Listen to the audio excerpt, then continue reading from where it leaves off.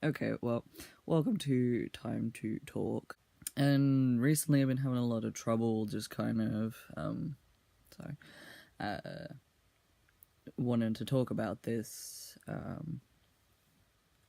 I know it's been difficult, taking me a little bit of time, but I'll talk about it because I think maybe other people have gone through this. I think maybe other people have had similar issues, and, um, I'm getting close to being 2 years on hormones, and something that I've noticed is in a lot of situations I'm not passing. And I don't know, it brings my mood down. It upsets me a lot. I had to think about it. I was like, well, what is causing people to misgender me? So I kindly asked my boss if I could have some form of facial hair on my face, because I've never grown a beard, and I really want to grow a beard, but where I work you can't have facial hair. Yeah, I got this little stubbly stuff going. I gotta shave it, because weekend is the only time I can really have facial hair. But I was allowed to keep tiny sideburns. At one point they were like here, and that kind of made me feel better about myself, because then at least I have some form of facial hair, even though I've only got this like tiny little bit of sideburn stuff going. And I kind of shave this down to like a stubble, so you still kind of see it. So then at least visually people can go, oh, this kid has a beard, probably a guy. So that has helped a lot, in terms of me passing. I think maybe just because I had to shave and didn't have any facial hair, and my voice. That's the next one. My voice is really high, and I've been training as hard as I possibly can to speak in the chest, because with male voices, they usually speak in the chest, not so much kind of top of the head.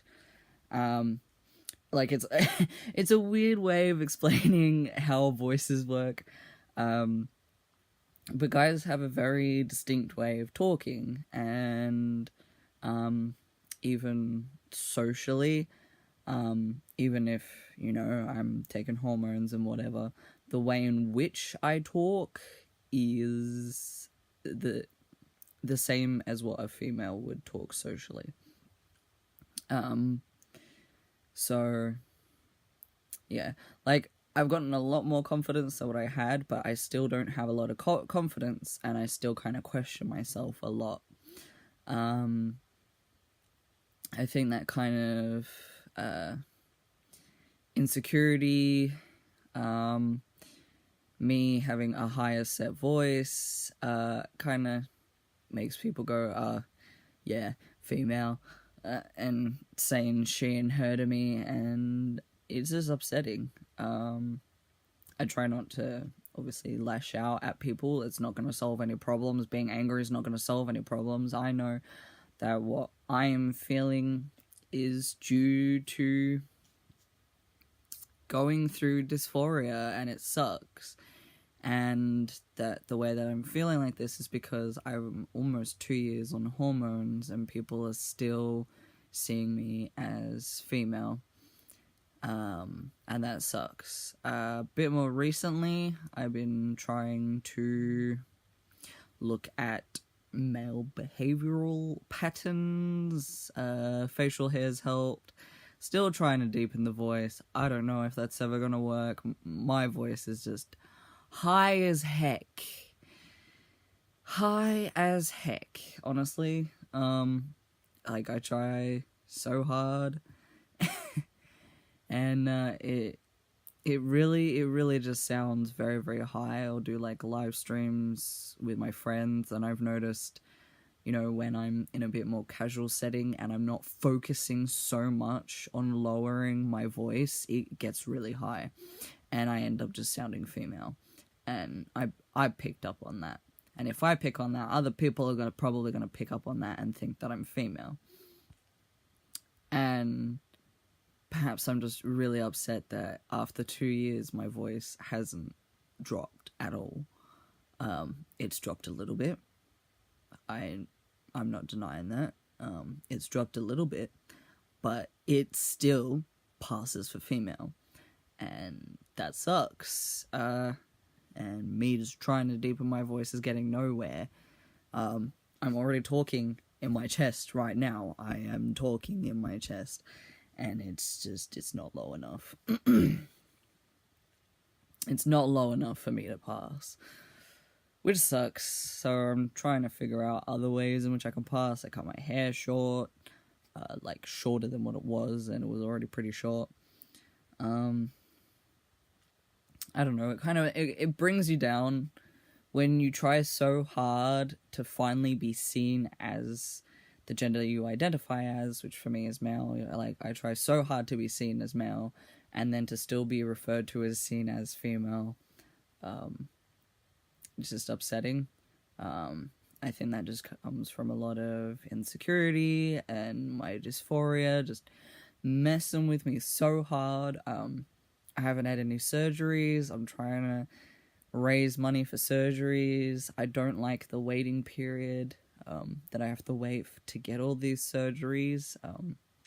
It's painful. Like it's exciting getting your hormones and everything, and then you have another barrier, and that's surgery. And surgery costs money. Surgery takes time. I've spent a lot of time thinking about, you know, these things, thinking about these things, what I'm doing is right, and what I'm doing is right, and I really want surgery, but I know I'm going to be waiting a really long time for it. So while I'm waiting, I've been working overtime. I literally have been on call for 3 weeks in a row. If you don't know what on-call is, it's basically you have your phone at the ready. If you get called out and into work, you go. I got called out once in that 3-week period. I'm trying to get more work, just so I can get some extra money and just so I can save, so I can have surgeries. But also in that, because I'm saving for surgeries, I can't afford to get my own house. I can't afford to have a deposit for a house. And I think maybe this is an issue for other transgender individuals, is that they're using the money that, you know, cis people use for buying a house or a car, and we're having to use it to buy for hormones and surgery and all of that. And yes, I'm on private health insurance, and some of it, I hope, is going to be covered. But, you know, you still have to pay a lot of money, even if a lot of money is covered. It's difficult where everybody else doesn't have these barriers. As a transgender individual, you have these barriers, and it takes longer for you to reach the point where everyone else is at. So I feel really far behind as well. I feel really far behind because it took me so long to accept myself and to understand myself to get to the point where I was like, okay, I'm going to transition. I'm upset at myself for being so upset and angry at myself that I couldn't do anything, and then taking so long to finally be able to just do that. And now it sets up barriers later on. And I've got to work through that because my issues, I deal with it. That's just how I was raised. If it's your issue, you deal with it. Probably not the best.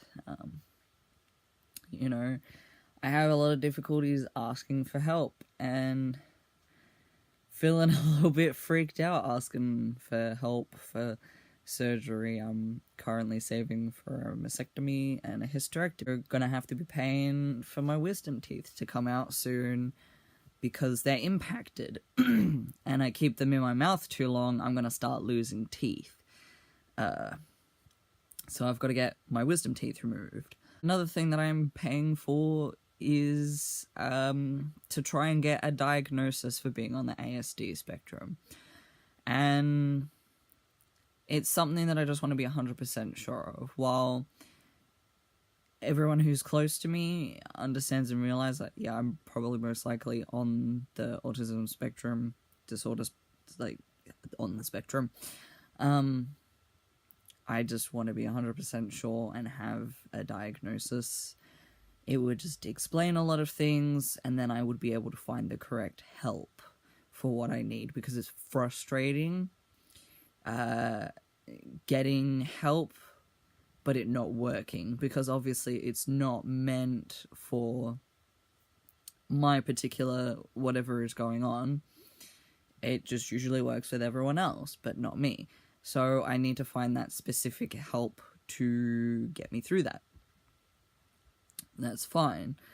So I've been paying for a lot of self-help stuff and surgery stuff, and it costs money. But these are the things I've been struggling with, and not only that, I've had to move out of home with stuff that's been going on there. I might do a live stream or something, talk about that. I still feel it's just kind of a bit personal and stuff that shouldn't really be put online.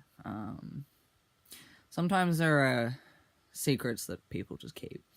But I've moved out of home, and then that's been a lot for me to process. So I've had to go on and process that. And I'm having to process all these other things going on. I don't know. It's a crazy thing that's going on. And the only thing that helps me grow a beard is minoxidil. I'm having issues with my hormones. I don't know what's going on. Doctors say my levels are fine, but I'm having, like, weird things happen, and I feel like I'm not really progressing far into my physical transition. My voice hasn't lowered too much. I'm not noticing all of the changes that some people might notice. I'm having issues with that lovely time of monthly happening every fortnight, and that's unusual. And the doctors say there is nothing wrong with my hormones, so obviously I want a hysterectomy, and I want it now. I don't want that. Obviously, if my ovaries are causing the issue, I don't want them in me any longer. I want my testosterone to work. I don't care about having kids. I'm not going to be having kids of my own. I don't think I could deal with that, where I am currently. That's just me. Yeah, many a thing that I've had to deal with, so hopes to me getting through all of it, I guess. Thank you for listening to my short ramble. It's not short, it's 15 minutes long, shut up. Yes, well, see you in another time to talk or another video. I keep making them. Pretty well far advanced in my video making. Bye.